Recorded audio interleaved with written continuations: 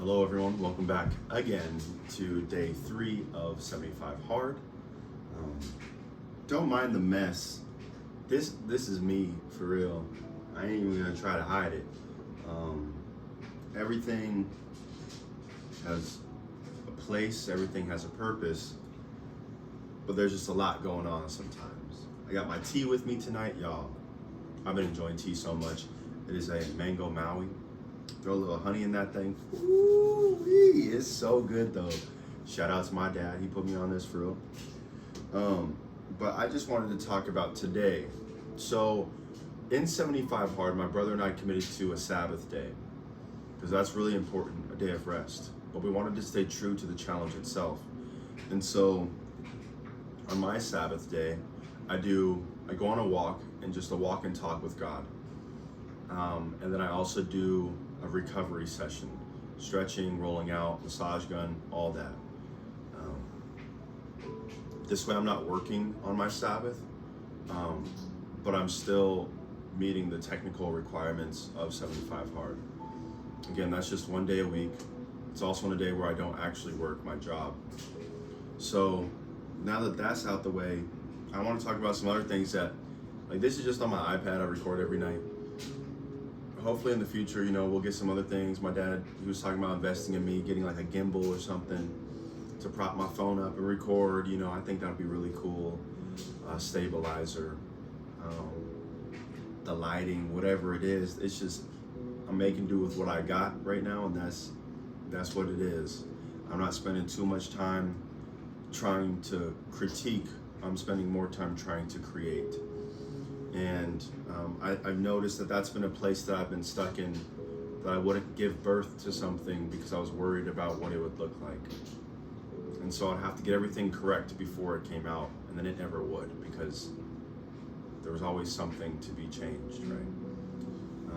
But there are different iterations of things, and each one offers something different, right? I think of engines, I think of tables, cars, whatever it is, houses, how they've evolved and changed. But if it didn't come to life to begin with, it would have never gotten there. And so that's just a little something that was on my mind. Today was an interesting day though. Today really was, because there were some thoughts that came into my mind that were dark, perverted, and not in line with what I'm actually trying to do.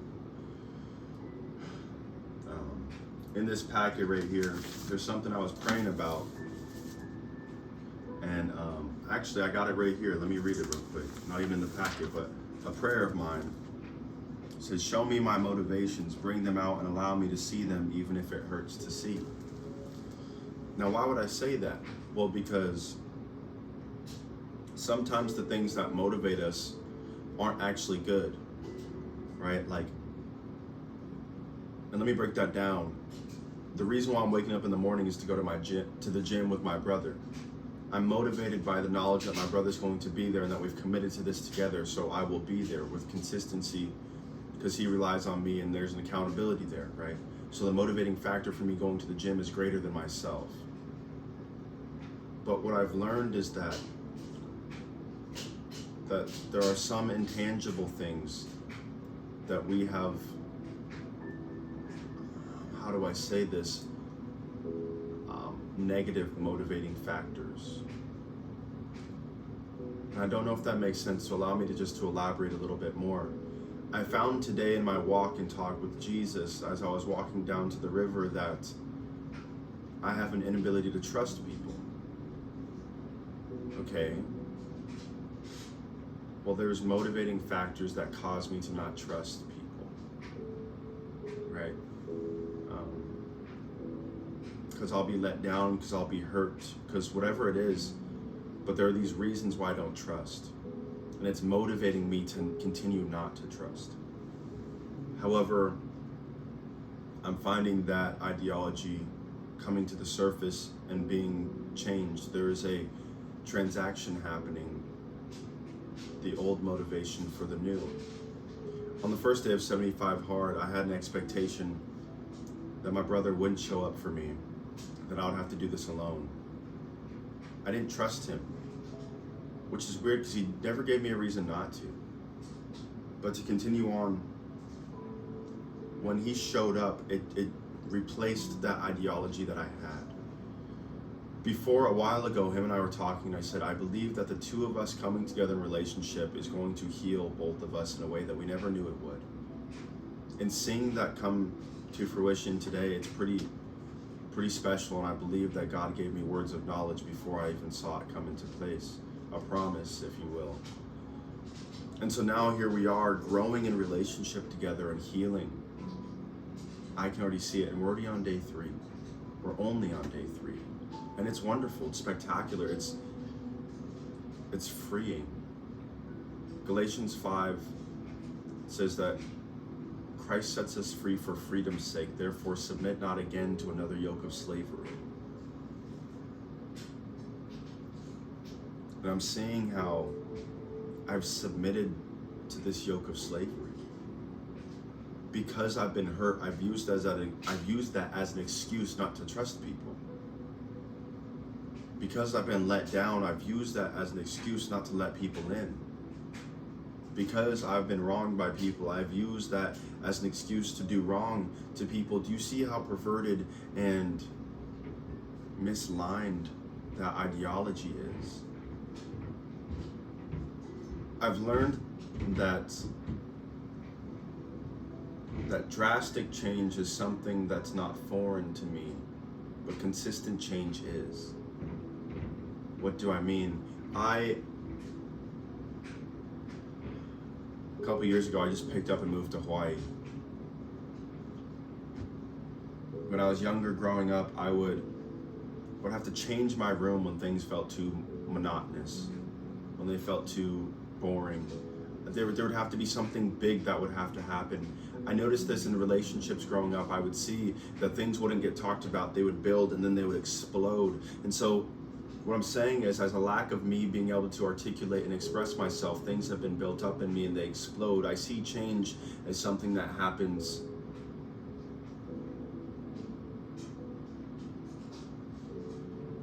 in a moment. But oftentimes that change is not healthy. Not to say that it's not good. Not to say that there's not good that comes out of it. And just bear with me, this is me processing out loud. When I moved to Hawaii, there were so many things that were good about that. But the very act of me leaving my family, leaving my friends, the friends and people that I was growing and developing relationships with, me just dropping everything to go somewhere. It wasn't that I wanted to explore, but that I was running from what was in front of me. And so these big moments of change are not foreign, but constant change is. Doing a little bit over a long period of time. Gradual change.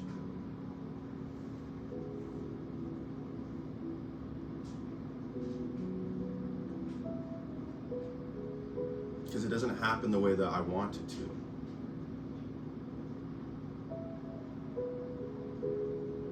Because you have to believe in the thing that you're chasing or you're moving towards, and if you don't, then what good is there in what I'm doing now?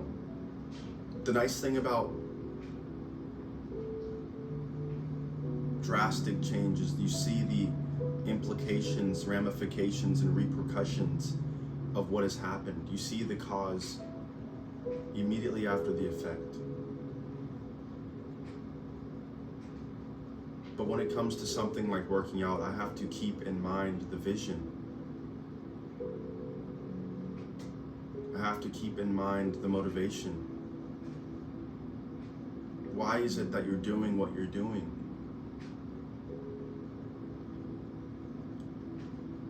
There is no particular end goal that I want to be this weight, that I want to look this way, that I want to be able to do this thing. No. Part of the struggle of everyone asking me, why are you doing 75 hard? And I was saying that it's to put myself in a place, in a situation where I ask myself hard questions, to suffer, but then to suffer well. So many times we think we know what we would do when we're in a situation until we're actually there. And then we come to realize that we have no idea. When the rubber meets the road, what do you actually do? When life gets hard, what do you run to?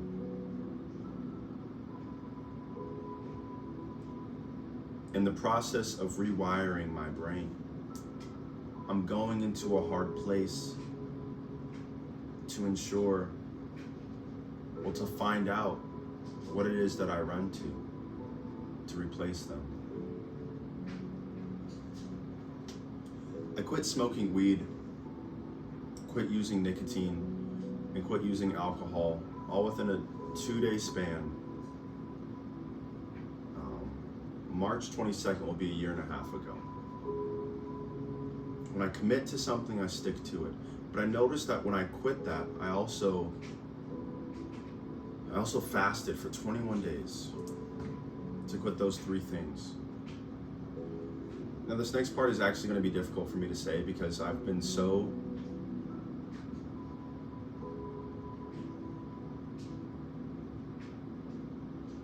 concerned with what people thought about me, about the image that I project. But part of me surrendering is telling my story in its full truth, not knowing who it would influence or affect, and not hiding. I've done what I've done. I see Adam and Eve covering themselves, shameful of being naked. So this is me coming out being bold. Hold on, pause. Not coming out. You feel me? I don't go that way. I mean, coming forward and being bold. That's crazy that I just said that too. And that I don't even know how to edit it. That's gonna be in there. So, but it's incredible to me that I was able to quit those 3 things that I'd done for so long. But no matter how many times I tried to quit porn, I couldn't.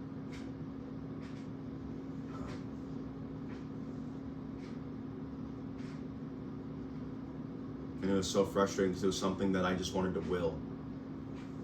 That I know that if I commit to it, I can do it. So why is it that it's so hard? And there were so many things that started to come forth with that. The Lord started to show me so much. One, Solomon, the wisest man, fell to lust. Samson, the strongest man, fell to lust. David, a man after God's own heart, fell to lust.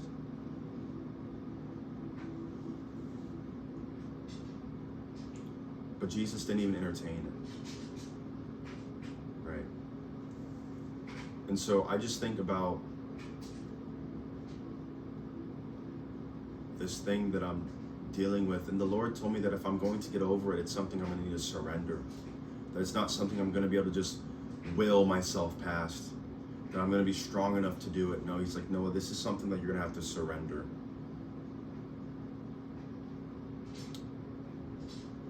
It's not something you're going to be able to do on your own. And that word surrender is really hard, guys. Because really, what does that look like? I am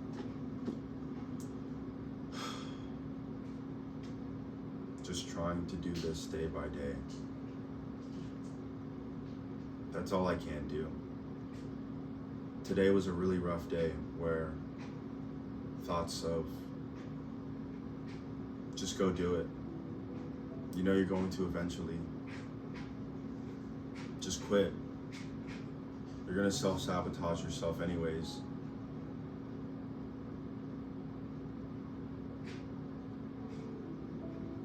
But I'm conflicted because I've committed to this, but there's something inside of me that's telling me this. So the question is, which one will prevail? Which one is true? what God says about me, or what I've believed about myself. What I know is that I can't define myself because I didn't create myself. So if I've told myself that isn't in line with the Creator, if I've told myself something that isn't in line with what the Creator says about me, then it's not true. It's not true. And to say that I'll never get over this, to say that I'll never be able to say that I can't overcome it, is something that's not true. No weapon formed against me shall prosper.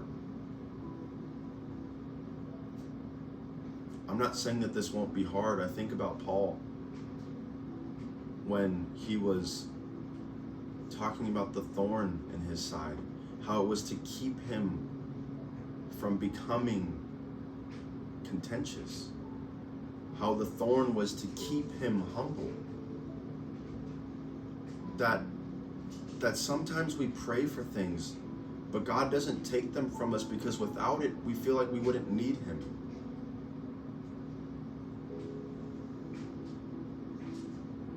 And it seems as though this is something that I can't do on my own. It's something that I have to surrender to. And it feels like Paul describes as a thorn in my side, that no matter how many times I pray that God would take it, it's there, reminding me daily to surrender to Him. I thank God that this new year has been without self-pleasure, gratification, or watching anything. But there's times when I had to get off social media because I would linger on photos, and that's just not what I want to do. So I guess to say to anyone who's struggling, you have to take drastic measures sometimes. And it might not make sense to anyone else, but when enough is enough, it's time for change. And this being something that's not so drastic, like quitting smoking, quitting nicotine, and quitting alcohol. Because that was something I was able to be done with drastic change. This is asking for consistent change, a consistent surrender day by day. And 75 hard, if you think about it, is a fast. Being dry is not hard for me. I'm already that way anyways. But 75 days of a strict diet, 75 days of ample water, 75 days of multiple workouts, 75 days of reading. I added in other stuff, 75 days of prayer, intentional devotion, intentional writing. Because it's something that I'm dealing with, because I think about it also in this manner. On the very back end of this thing that I'm dealing with and working for myself and for my relationship with God is the reality that my wife doesn't deserve that. I'm not married, but I think about her because I really desire to be one day. My wife doesn't deserve for us to be together making love and there be other women in the bedroom. My wife doesn't deserve that. She deserves all of me. And the reality is, I'm not just going to get into relationship and then everything's going to be perfect. No. I need to start working on that now. And I have been working on some things. I feel like I've gone on a tangent, but I'm just going to stay here for a second. I have been working on some things so that way when I meet her, I know how to take care of her. I know how to handle her. I think about even just the story yesterday about my car, how when I first got my car, I was so excited for it and I was so timid by it, acted so timid towards it. But now I drive my car like it ain't nothing, right? But then I haven't been taking care of it, right? I've gotten used to it, comfortable with it, and I haven't taken care of it the way that it needs. And so it starts to break down. And I'm not saying a woman is a car, but you can understand the the parallel, the similarities. That if you get into a relationship, one, you need to know how to handle what it is that you're getting into a relationship with. If you've, not to say that if you've only ever driven a beat up car that you can't handle a Lamborghini, but it's to understand that when you drive something of that quality, you need to be able to take care of it. And the cost of something breaking is more. So do you have capacity and the resources to take care of it and pay for it? What does that look like in a relationship? If you're with a woman and she's feeling something, are you able to pray for her? Are you able to cover her? Are you able to come around her and give her a sense of peace, to protect her? It's not just monetary, physical things. Value is not something that's only found in materials. Anyways,